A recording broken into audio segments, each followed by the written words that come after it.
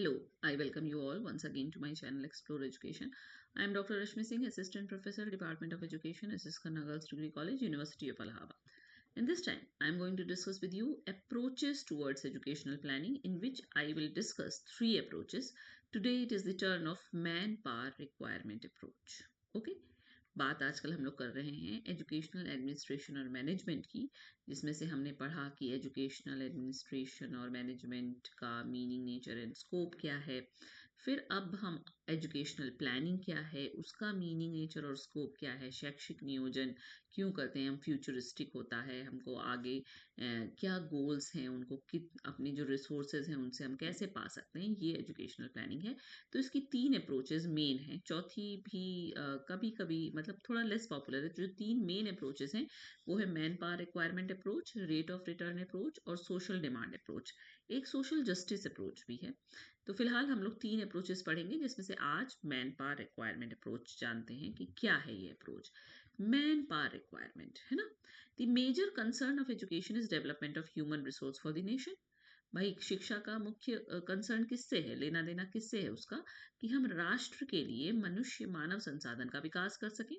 Skilled human resources act as man power in national development.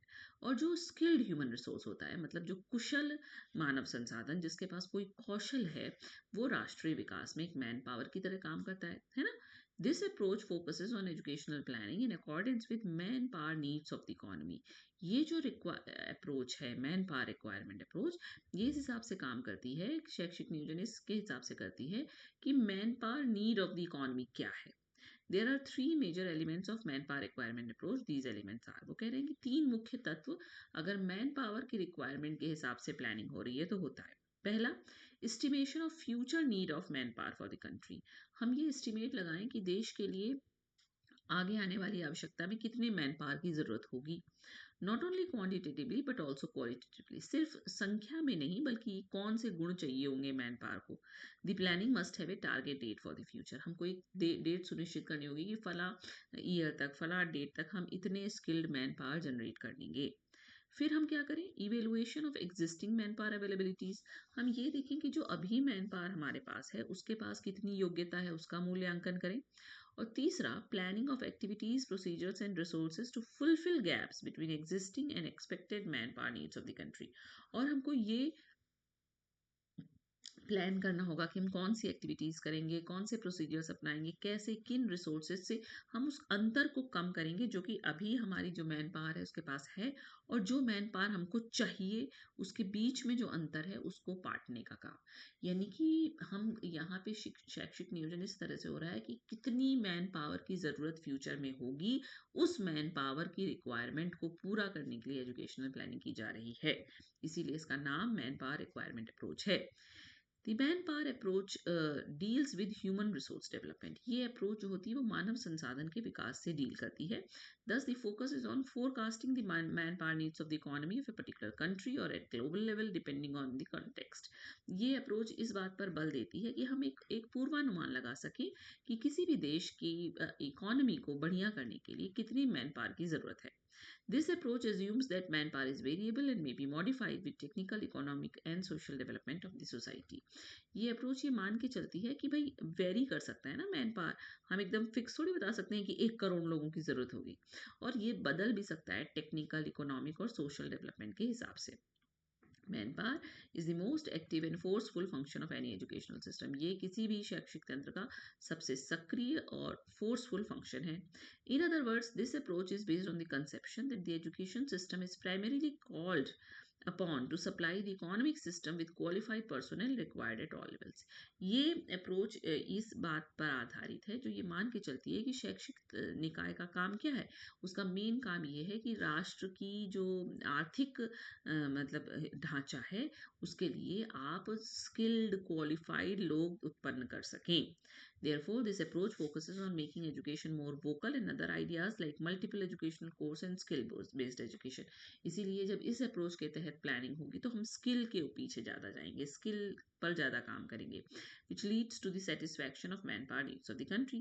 Based on manpower needs of the country, this approach calculates the kind and level of education necessary to meet these requirements. और ये approach कैसे काम करती है कि हमने भाई अनुमान लगा लिया, एक पूर्वानुमान लगा लिया कि कितने मैन पावर की आपको ज़रूरत होगी और उसको पूरा करने के लिए आप शिक्षा तंत्र में सारा रिसोर्स यूज़ करेंगे. So, the manpower approach to educational planning focuses on aligning the education system with the future human resource needs of a country's economy. मतलब राष्ट्र की आर्थिक स्थिति को बेहतर करने के लिए हमें मानव संसाधन, कैसे मानव संसाधन की आवश्यकता है, उसके हिसाब से प्लानिंग करना मैन पावर अप्रोच है. It treats education as an investment. ये एजुकेशन को एक इन्वेस्टमेंट की तरह देखती है. भाई हम इन्वेस्ट करें तो हमको स्किल्ड मैन पावर मिलेगा that produces the specific skill and quantity of labour required to drive economic growth, जिससे कि हम इकोनॉमिक प्रगति को बढ़ावा दे सकें, आर्थिक उन्नति को. This approach operates on the believe that a country's economic development is hampered by shortages of skill personnel. ये अप्रोच ये मानकर चलती है कि एक राष्ट्र की आर्थिक विकास अवरुद्ध हो सकता है अगर वहाँ पे स्किल्ड मैन पावर की कमी हो जाए. Its primary goal is to forecast future workforce requirements and design education systems to meet those specific demands. इसका मुख्य उद्देश्य ये है कि हम भविष्य में कितना वर्कफोर्स का रिक्वायरमेंट होगा उसका एक पूर्वानुमान लगा सकें और अपने एजुकेशन सिस्टम को इस तरह से डिज़ाइन कर सकें कि हम उन विशेष डिमांड की प्रतिपूर्ति हो सके. तो इसका 3 मुख्य काम हो गया कि अवॉइड शॉर्टेज. तो हमें क्या करना पड़ेगा कि शॉर्टेज ना पड़ने पाए, है ना. तो हम पोटेंशियल गैप पहले आइडेंटिफाई कर लें और उसी हिसाब से एजुकेशनल प्लानिंग करें. फिर दूसरा हम क्या ध्यान में रखें कि सप्लाई और डिमांड में संतुलन बना रहे, मतलब कि हम एक पूर्वानुमान लगा सकें कि कितनी डिमांड होगी और उस हिसाब से हम अपने एजुकेशन सिस्टम से सप्लाई करें. और guide resource allocation, helping planners decide which educational program, example engineering versus humanities, should receive more funding. तो जहाँ मैन पावर की ज़्यादा ज़रूरत होगी आप वहाँ ज़्यादा रिसोर्स लगाइए, वहाँ ज़्यादा फंडिंग कीजिए. यही तो प्लानिंग का अर्थ है ना. तो की स्टेप्स इसके क्या क्या होंगे. सबसे पहले हमको बेस लाइन एनालिसिस करनी पड़ेगी. हमको करंट वर्कर्स कितने सेक्टर में, किस ऑक्यूपेशन में, किस एजुकेशन लेवल के चाहिए, हमको सब निकालना पड़ेगा. लेबर फोर्स का प्रोजेक्शन करना पड़ेगा. हमें निकालना पड़ेगा कि पॉपुलेशन के हिसाब से, ट्रेंड के हिसाब से, एज डिस्ट्रीब्यूशन के हिसाब से हमको कहाँ कैसा लेबर फोर्स चाहिए. सेक्टोरल फोरकास्टिंग करनी पड़ेगी, determining the size and type of labour required for specific industries like agriculture, manufacturing और टीचिंग. हमको देखना पड़ेगा कि किस फोर्स में किस ट्रेंड किधर जा रहा है, किस जगह आपको ज़्यादा वर्कफोर्स की ज़रूरत है. ऑक्यूपेशनल एलोकेशन करना पड़ेगा, breaking down the sectoral demand into specific job categories. उसमें भी हमको स्पेसिफिक जॉब चाहिए कि किस एरिया में कितने डॉक्टर चाहिए, कितने टेक्नीशियन चाहिए. और educational conversion, translating these occupational needs in type of degrees और वोकेशनल ट्रेनिंग रिक्वायर्ड. फिर जो हमने गैप आइडेंटिफाई कर लिया, जो पर्सनल आइडेंटिफाई कर लिए, उसके हिसाब से हम शिक्षा देंगे ताकि वो जो डिमांड है उसकी हम सप्लाई कर सकें और वोकेशनल ट्रेनिंग भी उसके हिसाब से प्लान कर सकें. और सप्लाई रिकॉन्सिलिएशन, मतलब कि comparing the projected demand with the expected output from schools to identify potential surplus और डेफिसिट. इससे हमें ये पता चल जाएगा कितने की आवश्यकता है, कितना हम पूरा करने जा रहे हैं, तो हम ज़्यादा पूरा कर रहे हैं या कम पूरा कर रहे हैं, इसका हम एक आंकड़ा तैयार कर सकते हैं. तो फायदे क्या हैं इस अप्रोच के, मतलब ये अप्रोच क्या है. ये अप्रोच ये है, ये मान के चल रही है कि राष्ट्र की आर्थिक उन्नति में आपको कुशल व्यक्ति चाहिए, तो वही कुशल व्यक्ति तैयार करने का काम शिक्षा का है. एक पूर्वानुमान लगा लें कि किस फील्ड में कितने ज़्यादा स्किल्ड वर्कफोर्स चाहिए, उस हिसाब से हम प्लानिंग करें कि उस फील्ड में भाई ज़्यादा टेक्निकल नॉलेज आजकल बढ़ गया है तो आपको टेक्नीशियन ज़्यादा चाहिए, तो टेक्निकल इंस्टीट्यूट में ज़्यादा पैसा लगाइए, इस तरीके की बात.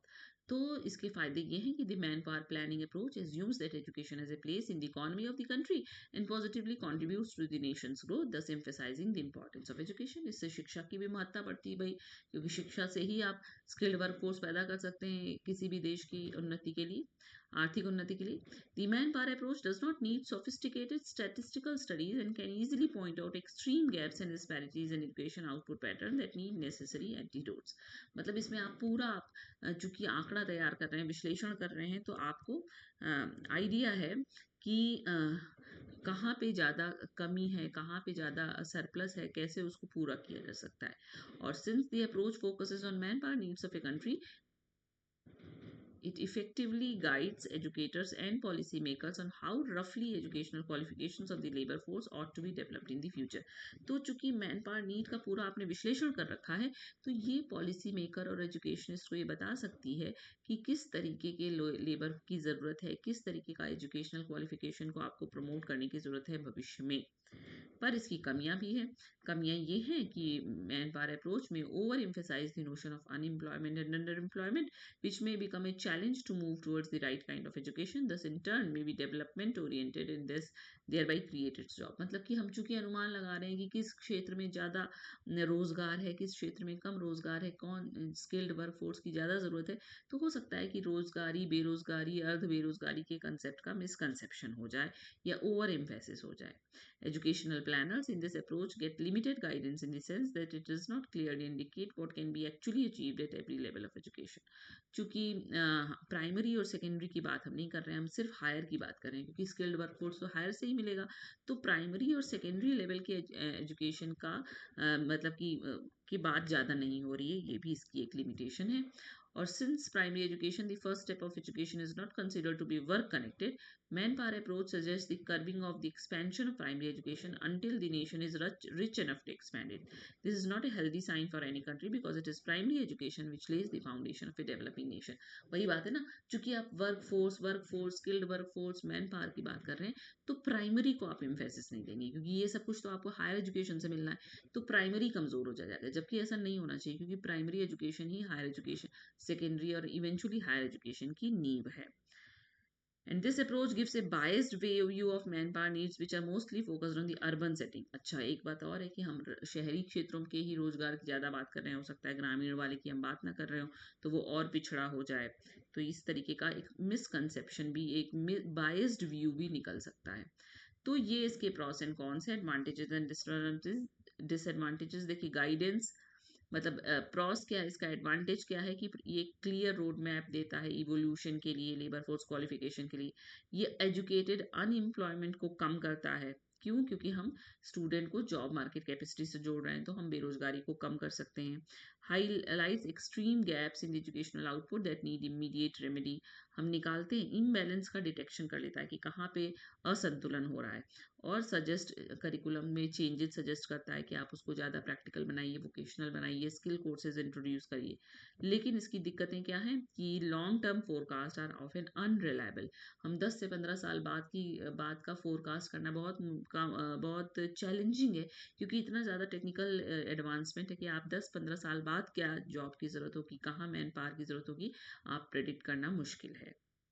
स्कोप भी नैरो है, क्योंकि प्राइमरी एजुकेशन को ये इग्नोर कर रहा है, क्योंकि प्राइमरी एजुकेशन वर्क फोर्स से जुड़ी हुई नहीं है। ये स्टूडेंट्स को एक यूनिट्स ऑफ मैन पावर की तरह से इस्तेमाल कर रहा है। एक तो मटेरियलिस्टिक व्यू पॉइंट है, क्योंकि पर्सनल ग्रोथ और सोशल वैल्यूज की बात नहीं हो रही है, और कॉस्ट को इग्नोर किया जा रहा है। Focus is on numbers but often overlooks the financial capacity of a nation to fund the required training. तो ये इसका हिसाब किताब है, man power approach towards educational planning. 3 हैं, जैसे मैन पावर अप्रोच हम लोगों ने पढ़ लिया, अभी हम लोग को पढ़ना है रेट ऑफ रिटर्न अप्रोच और social demand approach. Okay, so thank you and don't forget to like and subscribe my channel explore education.